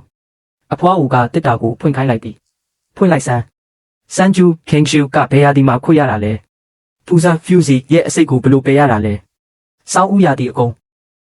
်ထီရှူတော့အောက်မှာရတဲ့ဟာကို6ချိန်ပေါင်း6ချိန်6ပြီးမှနွယ်ချိုရည်နဲ့တညဆင်းရပါတယ်ဟုလင်းရှောင်မန်ကမဆိုင်မတွပြန်ဖြေလိုက်သည်အဖွားအိုသည်တစ်တာထဲမှာဟာအန်ဆူလန်ဆူဟုစာရေးထားသောကကြီးလေးကိုကန်ရောက်လိုက်သည်ကျင်းအန်မင်းကသူ့ရဲ့ဘာဆက်ဆက်လဲသူကျမကိုလာအနေငယ်တင်ပေးခဲ့ပါတယ်နောက်တော့ရန်သူတွေရောက်လာလို့ကျမကိုတောင်နောက်ဘက်ကနေထွက်ပြေးခိုင်းခဲ့တာပါအဖွားအိုသည်တပြင်းတစ်ချက်ချလိုက်သည်ကျင်းအန်ကအရင်ကစစ်တပ်ထဲမှာကြီးတောင်းလာတယ်လို့နာမည်ကြီးတာသူလက်ထက်တင်ပေးတဲ့သူဆိုတာရှားပါတယ်အဖွားအိုသည်လင်းရှောင်မန်၏မိနဲ့နေသောလက်ဖွားကိုလှမ်းကင်လိုက်သည်ဒါဘလို့ဖြစ်တာလဲမီးလောင်တန်းရပါအရင်ကအစိတ်မိထားတာလည်းပါတယ်ဘယ်လောက်ကြာပြီလဲတလားမကတော့ပါဘူးအဖွားအိုသည်ဆေးအိုးထဲမှအနက်ရောင်ဆေးကတ်တရားကိုခက်ယူလိုက်သည်ဒါကအကျော်ဆေးဖို့3လလောက်တော့သုံးရမယ်ပြန်ကောင်းမကောင်းဆိုတာကတော့မင်းရဲ့ကန်စားတာပေါ်မှာပဲမူတည်တယ်ကျေးဇူးအများကြီးတင်ပါတယ်အဖွားကျေးဇူးတင်မနေနဲ့ဒီစခန်းမှာအတုံးမကျတဲ့သူကိုလက်မခံဘူးမင်းပါလုပ်တယ်လေဆေးမြစ်တူးတာဆေးကြိုတာအစိတ်ခွဲချတာဒဏ်ရာကုတာအလုပ်ချမ်းလုပ်တာအကုန်လုံးကျမတင်ယူနိုင်ပါတယ်ဟုသူမကပြတ်သားစွာပြောလိုက်သည်အဖွားအိုသည်ပြုံးလိုက်သည်လေတံကတော့မသေးဘူးပဲဘယ်လောက်ထိတောက်ခံနိုင်မလဲဆိုတာမင်းရည်ချင်းပေါ်ပဲမူတည်တာပေါ့အဖွားအိုနှင့်အတူစမ်းချောင်းပေးတွင်လမ်းလျှောက်လာစဉ်ရွာသူအမျိုးသမီးအချို့ကကောလာဟာလာလမ်းပြောကြသည်ဟေ့အဲ့ဒါမြောက်ဘက်ကရောက်လာတဲ့မိန်းကလေးမလားအမျိုးအနွယ်လည်းမသိရဘူးအဖေမရှိအမေမရှိတဲ့ကလေးကိုပွေလာတာလမ်းဖုတ်ဖုတ်ကဘာလို့လူတိုင်းကိုလက်ခံနေရတာလဲမသိဘူးအဖွားအိုကလင်းရှောင်မန်ကိုလှမ်းကြည့်လိုက်သည်ကိစ္စမရှိပါဘူးအဖွားကျမအကျဉ်းရနေပါပြီတစ်သားအိမ်လေးထဲသို့ရောက်သောအခါလင်းရှောင်မန်သည်ညီငယ်လေးကိုဝါပုခတ်ထဲသို့ဂယုတစိုက်လဲလျောင်းပေးလိုက်သည်သူမသည်အိမ်ကလေးကိုလှည့်ပတ်ကြည့်ရှုလိုက်သည်ဒီအိမ်လေးကမဆိုးပါဘူးခေါင်မိုးလဲပါတယ်ပတင်းပေါက်လဲပါတယ်အခုတင်လဲပါတယ်တခိုးတော်တဲ့ထက်ပိုတက်တောင့်တက်တာရှိတာပေါ့သူမသည်တင်းမြက်ချောက်များကိုရှင်းလင်းရင်းညီငယ်လေးကိုကြည့်လိုက်သည်မနှက်ထန်ကြရင်ပေါင်းပင်တွေရှင်းပြီးတီးနှံအချိုးဆိုင်ရမယ်သူများတွေအမဲလိုက်တာကိုပဲအမြဲမျှော်လင့်နေလို့မရဘူးသူမသည်အိတ်ထဲမှမျိုးစေ့အချို့ကိုထုတ်ယူကာလက်ဖွားထဲတွင်ကြည့်လိုက်သည်ပုခတ်ထဲမှညီငယ်လေးသည်မျက်လုံးလေးများပွင့်လာပြီးမတ်တက်ရရန်ကြိုးစားနေသည်ဒါမင်းရဲ့ပုခတ်လေးလေးနောက်ဆိုချင်းတောင်းထဲမှာအိတ်ဆရာမလိုတော့ဘူးညီငယ်လေးသည်မဖြစ်သူကိုကြည့်ကပြုံးပြလိုက်ပြီးမမဟုပထမဆုံးအကြိမ်ခေါ်လိုက်သည် လင်းရှောင်မှန်သည်ဝမ်းသာလုံး၍မျက်ရည်များဝဲတက်လာကညီငယ်လေးကိုတင်းကျပ်စွာပွေဖက်လိုက်သည်အဖွားဦးသည်တကားဝတွင်ရက်ကြည့်ရင်ပြုံးလိုက်သည်ဒီကလေးကဒီရပိုင်းကိုဟင်းကိုမတက်ရက်ဖို့ကြိုးစားနေတာဇာတိယုတ်ကမင်းနဲ့အတော်တူတာပဲဟုတ်တယ်မမလို့ခေါ်လိုက်တာအဖွားကြားလိုက်တယ်မလားမမတဲ့လင်းရှောင်မှန်သည်ညီငယ်လေးကိုရင်ခွင်ထဲတွင်ပွေဖက်ထားရင်ရှေ့ဆက်ရမည့်အနာဂတ်အတွက်တလိထံအပြည့်ဖြင့်ပြုံးလိုက်တော့သည်မျက်နာတွင်ကြီးလူနေသောမိန်းကလေးငယ်သည်စိုက်ခင်းလေးထဲတွင်ကလေးငယ်ကိုပွေ့ချီထားသည်မြင်လားငါတို့မှအိမ်ရှိသွားပြီထင်တယ်22နှစ်ကြာပြီးနောက်မမဘာလုပ်နေတာလဲအမဖြစ်သူကတစ်ပင်ထက်သို့မောကြည့်လိုက်သည်ရှောင်းဟွာနေအပေါ်မှာဘာလုပ်နေတာလဲလူယွန်သည်တစ်ပင်ထက်မှငှက်တိုက်ကိုကင်ကပြုံးပြလိုက်သည်ဒီမှာငှက်တိုက်လာလူလားပြန်ထားလိုက်ဘာလို့လဲနေယူလိုက်ရင်ငှက်မေမေပြန်လာတဲ့အခါအတိုက်ကိုရှာတွေ့မှာမဟုတ်တော့ဘူးနောက်နှစ်ကျရင်ငှက်တွေရှိတော့မှာမဟုတ်ဘူးလူယွန်သည်ငှက်တိုက်ကိုတစ်ခေါင်းထဲသို့ပြန်ထည့်လိုက်သည်ငှက်ဦးလဲစားလို့မရဘူးပေါ့ကြက်ဦးတော့စားလို့ရတယ်ဒါဆိုကြက်ကဘောမှာလဲကြက်ကိုမွေးရတာအမဖြစ်သူသည်ကြောက်ဆောင်ထက်တွင်ဆေးမြစ်ခူးနေသောလူယွန်ကိုအောက်မှကြည့်ကစိတ်ပူနေသည်ဘယ်ဘက်ကကြောက်ဆောင်ပေါ်မှာတွေ့လားအဲ့ဒီကြောက်ခဲကရော့နေတာမနှင်းနဲ့နော်လူယွန်သည်အဝါရောင်ဆေးပန်းပွင့်လေးများကိုခူးယူလိုက်သည်သူသည်အောက်သို့ပြန်ဆင်းလာပြီးအမဖြစ်သူအားပြလိုက်သည်တော်ပြီလားလုံလောက်ရဲ့လားညမောင်လာသောအခါအဖွားအိုတူသည်တုတ်ကောက်ကိုကင်ကအိမ်ထဲသို့ဝင်လာသည်တောင်အောက်ကစခန်းကိုလူတွေရောက်နေတဲ့စတုထအဆင့်ထက်ပိုဒုက္ခပေးနိုင်တယ်လူ3ယောက်ရိုးရိုးဝတ်စားဝတ်ထားပေမဲ့ခြေထောက်မှာစစ်ဖက်နှက်တွေစီးထားကြတယ်သူတို့စခန်းထဲမဝင်ပဲဘေးနားကစခန်းမှာလိုက်စုံစမ်းနေကြတာကြောက်မြက်ရွယ်ပါတဲ့ပန်းပွင့်ပုံရွှေရင်ထိုးဆင်မြန်းထားတဲ့လူငယ်ကိုတွေ့ဘူးလားလို့လိုက်မေးနေကြတယ်အမဖြစ်သူကမျက်လုံးမိတ်ကတပြင်းချလိုက်သည်လူဘယ်လောက်တောင်လာတာလဲလက်ရှိတော့3ယောက်ပဲတွေ့သေးတယ်နောက်မှာအများကြီးကြံသေးနိုင်တယ်သူတို့ဘာလို့ချင်ကြတာလဲဘာလို့ချင်လဲတော့မပြောဘူးရွှေရင်ထိုးဆင်ထားတဲ့လူငယ်ကဘသူကလေးလဲဆိုတာပဲအသေးစိတ်လိုက်စုံစမ်းနေကြတာမဖြစ်သူသည်အိမ်တကားကိုပိတ်လိုက်သည်ထို့နောက်အိပ်ပျော်နေသောလူယွန်ကိုကြည့်လိုက်သည်အဖွားသမီးဘာမှမပြောခဲ့တဲ့ကိစ္စတစ်ခုရှိတယ်မင်းအဖွားကိုပြောစရာမလိုပါဘူးဒီစခန်းထဲမှာလှုပ်ဝက်ချက်မရှိတဲ့သူဘယ်သူမှမရှိဘူးမင်းအဲ့ဒီတုန်းကကလေးလေးတယောက်ကိုချီပြီးဒီတောင်ပေါ်ရောက်လာခဲ့တာစခန်းထဲကသူတွေကအတုံးအိုတွေမို့လို့မင်းကိုဘာမှမမေးကြတာမဟုတ်ဘူးမင်းဆက်နှစ်နှလုံးလုံးဒီစခန်းအပေါ်အမတခုမှမလုပ်ခဲ့လို့မသိချင်အောင်စောင့်ပေးထားတာမင်းမှာလှုပ်ဝက်ချက်ရှိတယ်ဆိုတာမသိလို့မဟုတ်ဘူးကလေးရဲ့မင်းဘာလုပ်ဖို့စိတ်ကူးထားလဲအမဖြစ်သူသည်လူယွန်အပေါ်ခြုံထဲခြုံပေးလိုက်သည်သူ့ကိုပြောပြရတော့မယ်မင်းတေချာစဉ်းစားပြီးပြီလား15နှစ်တောင်ပုံးခဲ့ပြီးပြီသူဒီနှစ်73နှစ်ပြည့်ပြီကြီးပြင်းလာပါပြီငါစခန်းဝမှာသွားဆောင်လိုက်မယ်မနှက်မိုးမလင်းခင်ဘယ်သူမှဝင်မလာစေရဘူးအမဖြစ်သူသည်စာလိတ်နှင့်ရွှေရင်ထိုးကိုစပွဲပေါ်တင်လိုက်သည်လူယွန်သည်နိုးလာပြီးမျက်လုံးကိုပုတ်လိုက်သည်မဘာလုပ်နေတာလဲဒီကိုလားထိုင်လိုက်လူယွန်သည်စပွဲပေါ်ရှိရွှေရင်ထိုးကိုကန်ကြည့်လိုက်သည်ဒါပါလဲရှောင်းကြားကူရှောင်းအရင်ကြည့်လိုက်ပါဦးရှောင်းကြားဘယ်ရှောင်းကြားလဲနင့်မေမေခြံထားခဲ့တာသူမနာမည်ကရှောင်းရောင်ရှိမဟာဘူချုပ်ရှောင်းကျဲရွံရဲ့ဇနီးနင့်အဖေနာမည်ကရှောင်းကျဲရွံမြောက်ပိုင်းနယ်စပ်မှာ10နှစ်နှလုံးစစ်တိုက်ခဲ့ပေမဲ့တစ်ချိန်မှမရှုံးနိုင်ခဲ့ဘူးနင့်မွေးဖွားချိန်တုန်းကသူအိမ်မှာမရှိဘူးမြောက်ပိုင်းရှိတန်းမှာရောက်နေတာနင့်3လပဲရှိသေးတယ်အဲ့ဒီညမှာရန်ချုံရွေနဲ့ခရိုင်ရရှိတွေပူပေါင်းပြီးစစ်မိတ်အတူပြုလုပ်ခဲ့ကြတယ်နင့်အဖေကရန်သူနဲ့ပူပေါင်းပြီးတစ္ဆာဖောက်တယ်ဆိုပြီးအေဂရစ်ကအိမ်ကိုတင်စီဖို့အမိန့်ပေးခဲ့တယ်မျိုးဆောင်တက်ကဗိုလ်ချုပ်အိမ်ကိုဝိုင်းလိုက်ပြီးအမျိုးသားမှန်သမျှတယောက်မှမကြံအောင်တပ်ဖြတ်ခဲ့ကြတယ်လူပေါင်း139ယောက်တောင်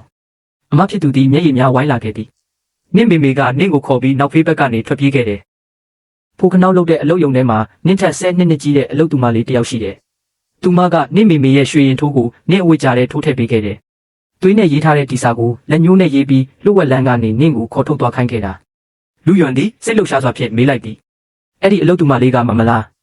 အမဖြစ်သူသည်မျက်ရည်များစီးကျလာခဲ့သည်ဟုတ်တယ်ငါကနင့်ဆွေမျိုးမဟုတ်ဘူးငါကနင့်အိမ်ကဖိုခနောက်အလုပ်ယုံတွေကအစီခံမလေးပါမမကအစီခံမဟုတ်ပါဘူးလူယွန်သည်အမဖြစ်သူ၏လက်ကဝတ်မှတန်ရာကိုကိုင်လိုက်သည်မမရဲ့ဒီလက်ကတမင်မို့တွားကူးပြီးတော့ကဖြစ်ခဲ့တာမလားမဒီဆက်ငါနှလုံးလုံးရှောင်းမိသားစုကမမကိုအကျွေးတင်နေခဲ့တာအမနောက်လဲမမကငါအမပဲမဟုတ်ဘူးလားအမဖြစ်သူသည်ဝမ်းသာအားရပြုံးလိုက်သည်73နှစ်တောင်ခေါ်လာခဲ့တာနင်မခေါ်ပဲနေကြည့်ပါလားစေးတစ်တာထဲမှာတမင်ရည်နဲ့လှုပ်ထားတဲ့မြေပုံတစ်ချက်ရှိတယ်အဖွားကပြောဘူးလေတနေ့နေ့မှာပုံလို့မရတော့ရင်ဒီလူကိုသွားရှာပါတဲ့သူကရှောင်းမိသားစုကိုကူညီလိုက်မယ်လူယွန်ကဓာတ်ကိုကင်လိုက်သည်မြေပုံရှိသေးလားရှိတယ်စေးတစ်တာကြိုးကြားထဲမှာဒါဆိုမဆောင်တော့ဘူးငါမဆောင်နိုင်တော့ဘူးမြို့တော်ကကြားတွင်ပဲဒါဆိုရင်လေကြားတွင်ထဲဝင်ပြီးကြားဆွဲကိုနှုတ်ပြရတာပေါ့အတူတူသွားကြမယ်မမပြောဘူးလေငါဘာဆုံးဖြတ်ချက်ပဲချာချာမမလိုက်ခဲ့မယ်ဆိုတာ လူယွမ်ကအမဖြစ်သူ၏လက်ကိုတင်းတင်းကြပ်ကြပ်ဆုပ်ကိုင်လိုက်သည်အဲ့ဒီစကားကိုနင်းတေချာမှတ်ထားပါနှစ်ဦးစလုံးသည်စခန်းမှထွက်ခွာရန်ပြင်ဆင်ကြသည်အဖွားအိုနှင့်စခန်းသူစခန်းသားများသည်သူတို့အားလိုက်ပို့ကြသည်လမ်းခီးတွင်လူယွမ်သည်ရှေ့မှလျှောက်သွားနေသည်ဖြည်းဖြည်းသွားပါမမမြို့တော်ကိုရောက်ဖို့ဘယ်လောက်တောင်လျှောက်ရအောင်မလဲချင်းလန်စခန်းကနေမြို့တော်ကိုလမ်းလျှောက်ရင်2 လလောက်ကြာမယ်အဲ့ဒီတုန်းကနင့်မေမေကနင့်ကိုခေါ်ပြီးပြောင်းပြန်လန်းအတိုင်းပြေးခဲ့တာ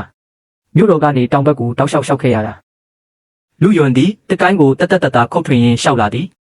မမမြို့တော်ရောက်ရင်ပေပိုကျုပ်ကိုဘယ်လိုရှာမှာလဲအဖွားရဲ့မြေပုံမှာရေးထားတာတော့မြို့တော်ကတက်မတော်အရာရှိစုံမှုဆုံးကနင့်အဖေရဲ့ရဲဘော်ရဲဘက်တဲ့သူ့ကိုတွေ့ရင်ပေပိုကျုပ်ကိုရှာတွေ့နိုင်လိမ့်မယ်နေဝင်ချိန်တွင်မြင်းစည်းသမားများလာနေသည်ကိုတွေ့လိုက်ရသည်မမငါနောက်မှာပုံနေငါကာကွယ်ပေးမယ်ခဏဆောင်ဦးသူကရန်ချုံယူရဲ့လူနဲ့မတူဘူးစစ်ဝတ်စုံဝတ်ဆင်ထားသောစစ်သူကြီးသည်မြင်းပေါ်မှဆင်းလာခဲ့သည်သူသည်လူယွန်ရှိတွင်ဒူးထောက်လိုက်သည်ကျွန်တော်မျိုးကူယွန်းကျိုးပါဗိုလ်ချုပ်ကူကျုံးရဲ့သားပါခမဲတော်ရဲ့အမိတ်တိုင်းတခင်လေးကိုလာရောက်ရှာဖွေတာပါကူဆုံးဒါကနေအဲ့ဒီတုန်းကစင်ပေးစစ်ပွဲမှာကယ်ခဲ့တဲ့ဒုတက်မှုမဟုတ်လားမိမလလေးကအံ့အားသင့်စွာဖြင့်မေးလိုက်သည်စစ်သူကြီးငယ်ကျေးဇူးပြုပြီးမတ်တက်ထားပါမြင်မြန်လုပ်ပါစစ်တီတော်ကချက်ချင်းပင်အယိုအသေးပြုကဒူးထောက်လိုက်သောအခါအရွယ်ငယ်သေးသည့်လူငယ်လေးကစိုးရိမ်တကြီးဖြင့်အလျင်မြန်ပင်အနီးသို့တွားရောက်တွဲကူလိုက်သည်ဒီနေရာကမလုံခြုံဘူးစစ်သူကြီးငယ်နဲ့လင်းမိမလာတို့ကျွန်တော်နဲ့အတူတလန်းလောက်လိုက်ခဲ့ပေးပါရှေ့မိုင်နေငယ်မှာကျွန်တော်ရဲ့တပ်စခန်းရှိတယ်စခန်းကိုရောက်ရင်ကျွန်တော်အကျိုးအကြောင်းအသေးစိတ်ရှင်းပြပါမယ်စစ်တီတော်၏စကားအပြီးတွင်သူတို့သုံးဦးလုံးခီးဆက်ခဲ့ကြသည်တဲစခန်းတွင်မိအိမ်ရောင်အောက်တွင်စစ်တီတော်ကစာလေးတစ်ခုကိုစာပွဲပေါ်သို့ချပြလိုက်သည်စစ်သူကြီးငယ်ခင်ဗျားရဲ့ဖခင်ဟာအဲ့ဒီတုန်းကစစ်သူကြီးရှောင်းရဲ့လက်အောက်ခံညာဘက်တူတက်မှုပါစစ်သူကြီးရှောင်းမတရားဆွဆွဲခံရတဲ့နေ့ကခင်ဗျားရဲ့ဖခင်ဟာမြောက်ပိုင်းနယ်ဆက်ရှေ့တန်းမှာရောက်နေခဲ့လို့အချိန်မီပြန်မလာနိုင်ခဲ့ဘူးဒါဟာအဲ့ဒီတုန်းကရန်သူနဲ့အဆက်အသွယ်လုပ်ခဲ့တယ်ဆိုတဲ့တက်တေတူပဲလူငယ်လေးနဲ့မိမလလေးတို့သည်ထိုစာလေးကိုတေချာကြည့်ရှုလိုက်ကြသည်ဒါဆိုရင်စူးစာရေးကောတက်ရှိထင်ရှားရှိသေးတာပေါ့မိမလလေးကဝမ်းသာအားရမေးလိုက်သည်အသက်ရှင်လျက်ရှိပါသေးတယ်မြောက်ပိုင်းနယ်ဆက်မှာပုံအောင်ပြီးဒီနေ့အထိအသက်ကိုလူပြီးနေခဲ့ရတာပါကျွန်တော်သူ့ကိုရှာတွေ့ခဲ့ပါပြီဒါကတော့သူ့ရဲ့ဝန်ခံချက်စာလေးပါသူကိုယ်တိုင်ရေးသားထားတာဖြစ်ပြီးရန်ချုံစုကသူ့ကိုစီရေးအစီရင်ခံစာအတူပြုလုပ်ဖို့ဘယ်လိုချင်းချောက်ခဲ့တယ်ပြီးတော့သူ့ကိုနှုတ်ပိတ်ဖို့ဘယ်လိုလူလွတ်ခဲ့တယ်ဆိုတာအသေးစိတ်ပါဝင်ပါတယ်စစ်တီတော်ကသွေးလက်ပွေနှိပ်ထားသောစာရွက်ကိုထုတ်ပြလိုက်ရလူငယ်လေးကစိတ်လှုပ်ရှားစွာဖြင့်ကြည့်လိုက်သည်ဒါဆိုရပြီဒါဆိုရင်လုံလောက်ပြီမလုံလောက်သေးဘူးလူတယောက်ရဲ့ဝက်ခံချက်တစ်ခုတည်းနဲ့တော့လွန်ခဲ့တဲ့15 နှစ်ကမတရားဆွဆွဲခံခဲ့ရတဲ့အမှုကိုပြန်ပြင်ဖို့မဖြစ်နိုင်ဘူးစစ်သူကြီးရှောင်းရဲ့သွေးသားအရင်မြစ်ကိုယ်တိုင်ထွက်မပြနိုင်တဲ့များတော့ထိုအမှုကိုတင်းကျပ်စွာဖိနှိပ်ထားမှာပဲဒါကြောင့်မို့လို့လေကျွန်တော်ခင်ဗျားကိုရှာခဲ့တာပါဘယ်အချိန်ထွက်မှာလဲလူငယ်လေးဤပြတ်သားသောအမေကိုမိမလလေးကအလန့်တကြားတားဆီးလိုက်သည်မြို့တော်ဆိုတာငကားနဲ့ကြားတွေပုံအောင်နေတဲ့နေရာမျိုးပဲနင်းပြန်သွားရင်တေလန်းကိုသွားတာနဲ့တူတူပဲမိမလလေးကလူငယ်လေးဤလက်ကိုတင်းတင်းကြပ်ကြပ်ဆုပ်ကိုင်လိုက်သည်မမကပဲကျွန်တော်ကိုငယ်စဉ်ကလေးကတင်ပေးခဲ့တာလေအသက်ရှင်ခြင်းရင်ရှောင်ပြေးနေလို့ပဲမရဘူးဆိုတာခုတော့ကျွန်တော်အလက်ရောက်ပြီရှောင်းမိသားစုကိုအလကားမတည်စေရဘူးမမရဲ့လွန်ခဲ့တဲ့15 နှစ်တာခင်းတွင်းဒုက္ခတွေကိုလည်းအလကားမဖြစ်စေရဘူးလူငယ်လေးဤခိုင်မာသောတနိဋ္ဌာန်ကြောင့်မိမလလေးဤမျက်ဝန်းတွင်မျက်ရည်များဝဲတက်လာသည်ကောင်းပြီအတူတူသွားကြတာပေါ့မိမလလေးကသဘောတူညီလိုက်သည်စစ်သူကြီးငယ်ဒီနေ့ညကစပြီးခင်ဗျားကိုရှောင်းဝါကျင်းလို့မခေါ်တော့ဘူးခင်ဗျားရဲ့နာမည်ကကူပေးချင်ဖြစ်တယ်ကျွန်တော်ကူမိသားစုရဲ့ဝေးကွာလာတဲ့ဝမ်းကွဲညီအဖြစ်ဟန်ဆောင်ရမယ်ဘယ်လောက်ကြာအောင်ဟန်ဆောင်ရမလဲအမှန်တရားပေါ်ပေါက်လာမယ့်အချိန်ထိပေါ့ဒါဆိုရင်မမကောဘလို့အစင်တန်းနဲ့လိုက်ရမှာလဲလူငယ်လေးကစိုးရိမ်စွာမေးလိုက်သည်ခရီးသွားဘက်ပါအစေခံအဖြစ်ဟန်ဆောင်တာကအာယုံဆိုင်မှုအ ਨੇ ဆုံးပဲဖြစ်လိမ့်မယ်စစ်တီတော်ကပြောလိုက်ရမိမလလေးကကောင်းနေလိုက်သည်ကျမနားလဲပါတယ်ကျမကအစေခံသူကတခင်လေးပေါ့စခန်းကထွက်သွားပြီးတာနဲ့ကျမတို့ဟာမောင်နှမမဟုတ်တော့ဘူးကွယ်ရမှာတော့မမကကျွန်တော်ရဲ့မမပါပဲလူငယ်လေးကခိုင်မာစွာတုံ့ပြန်လိုက်သည်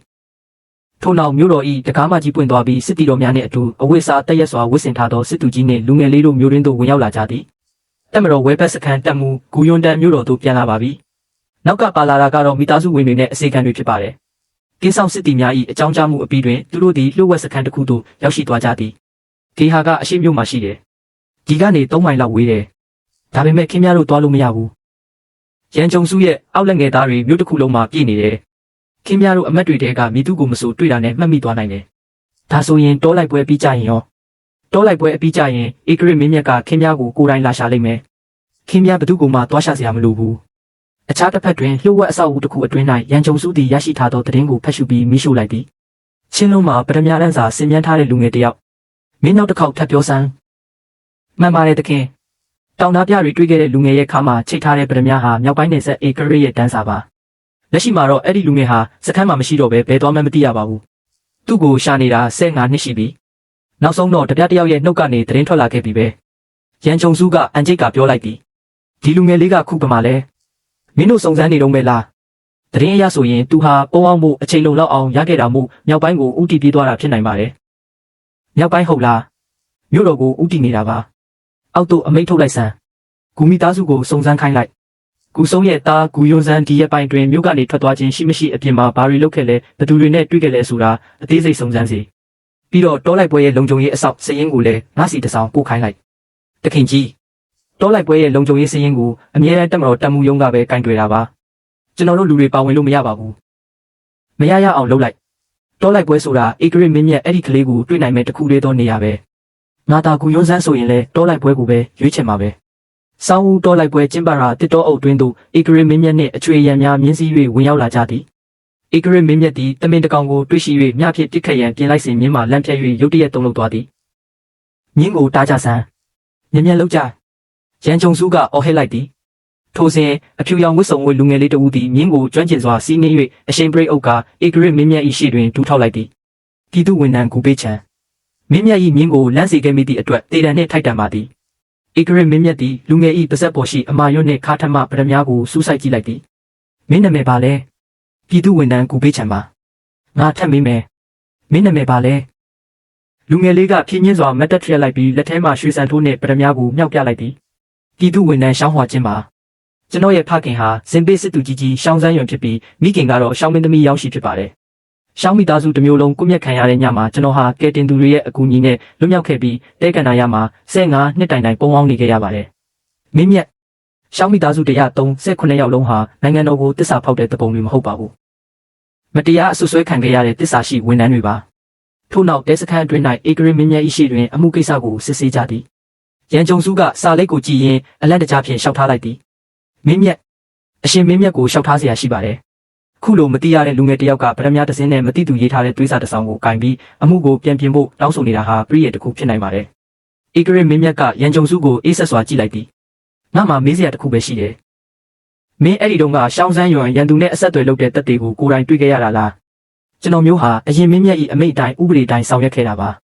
တပ်တွေအထောက်ထားဆိုတာအချိန်ကြာမြင့်လာပြီဖြစ်လို့တာဝန်ရှိသူတွေကိုတေချာစုံစမ်းခိုင်းရပါမယ်ထိုအခါလူငယ်လေးကကြားဖြတ်၍ခိုင်မာစွာပြောလိုက်သည်မင်းမြတ်သူမဖြေရတာမဟုတ်ပါဘူးဖြေလို့မရတာပါဘာလို့လဲဆိုတော့ကျွန်တော်ဖခင်ရန်သူနဲ့အဆက်အသွယ်လုပ်တယ်ဆိုတဲ့တပ်တွေကိုသူကိုယ်တိုင်ဖန်တီးခဲ့တာမို့လို့ပါပဲရန်ချုံစု၏မျက်နှာမှာပြည့်ယွင်းသွားသည်ဧကရမင်းမြတ်သည်ရွှေစံထိုးနှင့်ပရမများကိုလူငယ်လေး၏လက်တွင်းသို့ပြန်လည်ထည့်ပေးလိုက်သည်မနက်ဖြန်မင်းစည်းမြင့်တဲ့မြို့တော်ကိုပြန်မယ်တရားရုံးချုပ်က3ရက်အကြာမှာအမှုကိုစတင်စစ်ဆေးမယ်ဒီအမှုကိုငါကိုယ်တိုင်စစ်ဆေးမယ်ဒီပစ္စည်းတွေကိုမင်းခိတ္တသိမ်းဆည်းထားပါဂူယွန်းစန်းဒီလူကိုတေချာစောင့်ရှောက်ထားလိုက်နန်းတော်လေးကထက်တွင်တိုင်ရှိအမတ်ကြီးကလူငယ်လေးကိုရင်ဆိုင်ရင်းချင်းချောက်လိုက်သည်ကောင်လေးမင်းဖေတုံးကလည်းဒီနန်းရင်ပြင်မှာဒူးထောက်ခဲ့ရတာတေဖို့တလန်းပဲလိုခဲ့တာကိုမင်းရောသိရလားလူငယ်လေးကကြောက်ရွံ့ခြင်းမရှိဘဲခက်အေးအေးပင်တုံ့ပြန်လိုက်သည်ဒါဆိုရင်အမတ်ကြီးရောအခုတေဖို့တလန်းပဲလိုတော့တာကိုသိရလားတိုင်ရှိအမတ်ကြီး၏လက်သီးများကြစ်ကြစ်ပါအောင်ဆုပ်သွားခဲ့သည်ညီလာခံခန်းမကြီးတွင်မင်းကြီးနှင့်အမတ်များရှိတွင်တိုင်ရှိကရှောက်တင်လိုက်သည်အရှင်မင်းကြီ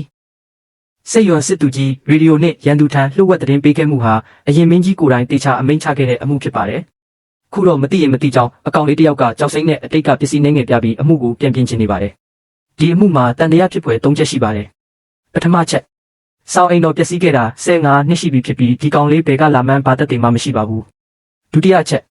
်သက်သေပစ္စည်းတွေဟာအတူပြုလုပ်ထားတာဖြစ်နိုင်ပါတယ်။တတိယချက်အမှုကိုပြန်လည်စစ်ဆေးဖို့တောင်းဆိုနေပေမဲ့အတိတ်ကအမှုဆိုင်ရဲ့တပ်တွေစစ်ကိုပြနိုင်ခြင်းမရှိပါဘူး။လူငယ်လေးကလှောင်ပြုံးပြုံးလေးရဲ့တိုင်ရှိကိုအေးဆေးစွာပြန်မေးလိုက်သည်။အမတ်ကြီးပြောတာတွေများလာကြည်လား။ကျွန်တော်မျိုးမှာမေးစရာ၃ချက်ရှိပါတယ်။ပထမချက်အဖေရန်သူနဲ့ဆက်သွယ်တယ်လို့အမတ်ကြီးပြောခဲ့တယ်။အမတ်ကြီးလက်ထဲမှာအဖေရဲ့လှုပ်ဝက်ပေးစာအစစ်ရှိပါသလား။တိုင်ရှိကယုံကြည်ချက်ရှိစွာပြန်ပြောလိုက်သည်။ပေးစာအစစ်ကိုတာလီစုဌာနမှာတပ်တွေအဖြစ်တင်စီထားတယ်။လူငယ်လေးကညီလာခံတစ်ခုလုံးကိုလှည့်ကြည့်ကအတန်ကျဲကျဲဖြစ်ပြောလိုက်သည်ဒါဆိုရင်အဲ့ဒီပေးစာကိုအခုချက်ချင်းဖွင့်ပြလိုက်ပါငါအဖေဟာတိုက်ပွဲပေါင်းများစွာကိုဖျက်ဆီးခဲ့ပြီးမြောက်ပိုင်းနယ်စပ်ကို10နှစ်နှလုံးလုံးတိမ်းဆောင်ခြင်းမရှိစောင့်ရှောက်ခဲ့သူပါသူ့ရဲ့တစိမ့်တုံးကိုစစ်မိန်တွေမှာပဲတုံးခဲ့တာပါနယ်စပ်ဆောင်စစ်သူကြီးတရေကရန်သူထံလှုပ်ဝက်စာပို့ဖို့သူ့တစိမ့်တုံးကိုမိုက်မဲနှိပ်ပါမလား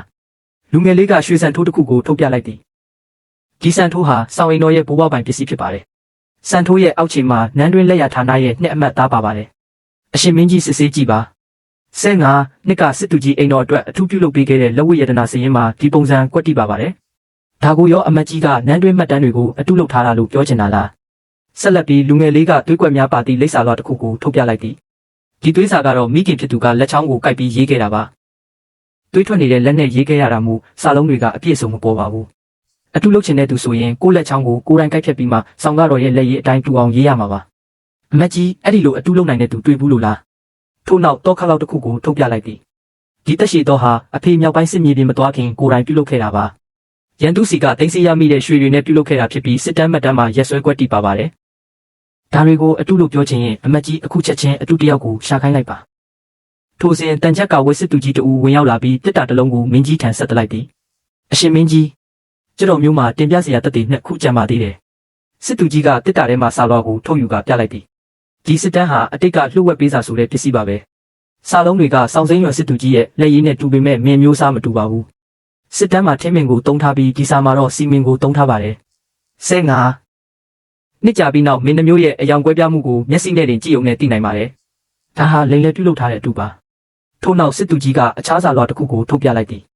ဒီအပြစ်ဝင်ခံစာကတော့အတူပြုလုပ်ခဲ့တဲ့စာရေးလူလင်လေးစီရေးခဲ့တာပါဆောင်းစစ်သူကြီးကိုဆွဆွဲဖို့သူကိုယ်တိုင်စာတုရေးခဲ့ရကြောင်းအပြစ်ဝင်ခံထားပါတယ်သူ့ကိုနှုတ်ပိတ်ဖို့ကြံစီခဲ့ပေမဲ့လွတ်မြောက်သွားပြီး15နှလုံးလုံးပုံအောင်နေခဲ့ရတာပါတိုင်ရှိအမတ်ကြီးကထိတ်လန့်စွာဖြင့်ညှင်းဆန်လိုက်သည်ဒါအောက်တန်းစားတွေရဲ့ဆွဆွဲချက်ပဲဘယ်သူမဆိုစာရေးပြီးငါ့ကိုဆွဆွဲလို့ရတာပဲဒီလိုကွက်တွေကိုကလေးတောင်ယုံမှာမဟုတ်ဘူးစစ်သူကြီးကခက်အေးအေးပင်တုံ့ပြန်လိုက်သည်အရှင်မင်းကြီးတက်တဲ့အစ်စ်ကနန်းတော်ပြင်မှာရောက်နေပါတယ်နန်းတော်တကားပွင့်သွားပြီးအဝိစားနံပါတ်သည့်အဖိုးအိုတဦးကိုရဲမှတ်များကတွဲခေါ်လာခဲ့သည်မင်းကြီးကမေးမြန်းလိုက်သည်မင်းကဘာတူလဲအဖိုးအိုကဒူးထောက်ကငိုကြွေးလျက်ရှောက်တင်လိုက်သည်ကျတော်မျိုးလီစီပါ15နှစ်ကစစ်သူကြီးဌာနမှာစာရေးအဖြစ်အလုပ်လုပ်ခဲ့သူပါတိုင်ရှိကပြပြတရားဖြစ်ညှင်းဆိုလိုက်သည်ငါဒီလူကိုတခါမှမမြင်ဘူးအဖိုးအိုကတိုင်ရှိကိုစိုက်ကြည့်ကအော်ဟစ်လိုက်သည်အမတ်ကြီးခမည်းမေ့သွားပြီလား15နှစ်တုန်းကခမည်းရဲ့တီးတက်ဆိုင်အိမ်မှာကျတော်မျိုးကိုခေါ်ပြီးစာတူရေးခိုင်းခဲ့တာလေမရေးရင်မိသားစုတစ်ခုလုံးကိုတတ်မယ်လို့ချိန်ချောက်ခဲ့တာစာရေးပြီးတော့နှုတ်ပိတ်ဖို့တက်ခိုင်းလို့ကျတော်မျိုးမြစ်ထဲခုန်ချပြီးလက်ကျန်တက်တန်းနဲ့ထွက်ပြေးခဲ့ရတာဒါပေမဲ့ခမည်းရဲ့စာချုပ်တော်အပိုင်းစာတက်တွေကိုကျတော်မျိုးတင်ထားခဲ့ပါတယ်မင်းကြီးကတက်တွေကိုစစ်ဆေးပြီးနောက်တိုင်ရှိကိုဒေါသတကြီးမေးလိုက်သည်ရန်ချုံဦးမင်းမှာဘာပြောစရာရှိသေးလဲတိုင်ရှိကဆက်လက်ရုန်းကန်လိုက်သည်